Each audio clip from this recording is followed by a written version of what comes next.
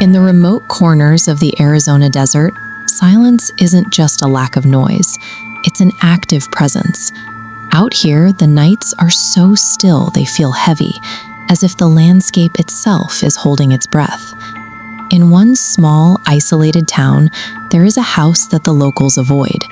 They don't stay away because of who lives there, it's been empty for years, but because of what happens inside it every single night. At exactly 12:47 a.m., a disconnected radio on the kitchen counter begins to hum. It broadcasts a thick, abrasive wall of static, and those who have dared to listen closely say they can hear two distinct voices struggling to speak through the noise. This isn't a random haunting.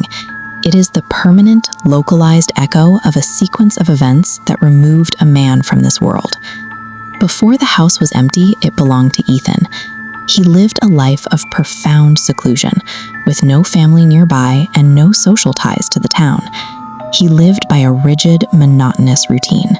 Dinner, a few hours of television, and then sleep. All conducted in a house that rarely saw a guest or heard a conversation. In behavioral terms, Ethan's environment had become a vacuum. This wasn't a lack of noise. It was a space so empty that any incoming signal, no matter how distorted, would meet absolutely no resistance. This total isolation didn't just make Ethan lonely, it turned his living room into a sterile, uncontested space, a perfect environment for something else to occupy. The routine was finally broken at 12:47 a.m. on a Tuesday. Ethan was sitting in his usual chair when that old radio, which hadn't been plugged in for months, clicked on. The sound was purely mechanical at first, a harsh, biting layer of white noise that filled the kitchen. Then the static began to shift. The noise organized itself into a low-frequency vibration that sounded less like a broadcast and more like a heavy, distorted presence pushing through the speaker mesh. Then a voice spoke. It didn't just broadcast, it targeted him, whispering Ethan's name into the quiet room. The radio issued a single command: "Don't look behind you." As the words hung in the air, the temperature in the house dropped.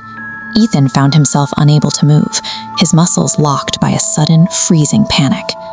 That command from the static didn't just warn him, it pinned him in place. The radio had successfully turned the air in the room into a physical weight, ensuring he wouldn't move until the next stage of the encounter began. Then, the radio went silent. The room returned to its natural state of absolute quiet, but the weight in the air remained. In that silence, a new sound emerged. A slow, unnaturally heavy footstep landed on the floorboards directly behind Ethan's chair. The proximity of the sound finally broke him.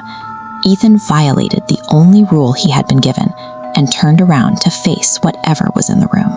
Standing there was a figure that shouldn't have been possible. It was tall and motionless, with eyes like pits of black ink, and a wide, frozen smile that never reached its face. The footsteps hadn't been a sign of something approaching. They were the final step in a sequence designed to make Ethan look exactly where he was told not to. As Ethan stared at the smiling entity in front of him, the radio behind him clicked back on. The voice in the static spoke one last time. "That's not me." This diagram shows the spatial reality Ethan faced. By turning around, he closed the trap himself. He was caught between the physical monster in his line of sight and the voice broadcasting from the radio behind him. There were no more escape vectors. By forcing him to turn, the entities had eliminated every physical and psychological way out of the room. When morning came, the house was undisturbed. The front door was locked, the windows were intact, but Ethan was gone. His disappearance is the reason for the anomaly that neighbors report today. The radio still activating at 12:47 a.m. is the only thing remaining of that night. If you look at these waveforms, you can see how Ethan was consumed.